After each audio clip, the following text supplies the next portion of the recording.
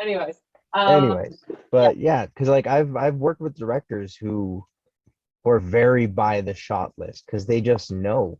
And then I've also worked with directors that are like, hey, maybe this shot will look fun. Ooh, let's also get this coverage. Let's also do this coverage. So then, but then it's like that's their method. They've already done that. So then it's like, have you done this before where you're very much by your shot list? Mm, I was very much by my shot list, but I always like to leave a bit of room in the schedule to be able to play as well, Hmm. just in case something doesn't work out or in case we find something like really cool that we wouldn't have seen before. And that happened twice in wallpaper, Hmm. and I'm really glad we found them. Um, Can you share which moments? there's a shot that wasn't working out just because of we didn't see the location until we moved into it, essentially. Like we didn't get a tech Hmm. inspection of it. So one of the shots just wasn't working, this close up of the hair and the texture that I wanted. So there were some floorboards and the light kind of hit the floorboards in an interesting way. And then because in the edit I had the timing of the shots in my head, so I was like, I need another shot to fill this shot that isn't working.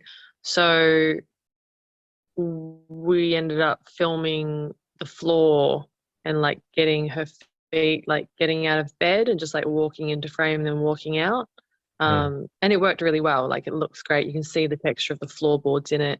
The light hits it in an interesting way, and it also served the story, which was amazing. And it was just a great little insert for that time. Another shot that was a happy accident was from the when she's in the living room with Sean, Hmm. um, arguably the antagonist. But before she leaves, she's supposed to turn off the lamp. But in all of the shots that we did, we missed it. Like in the masters that we did and my coverage that we did, I just went back into the room and closed the door. And, I guess that's one of the cons of wearing too many hats. Like I couldn't catch that and I didn't have a script supervisor. Hmm. It was only at the end of that scene where I realized like, oh God, like we haven't turned off the light in the scene. Like what do we do? How Hmm. are we? I don't have time to go back and redo these things. So we ended up finding this over the shoulder shot, um, over his shoulder on my coverage because that was the last shot.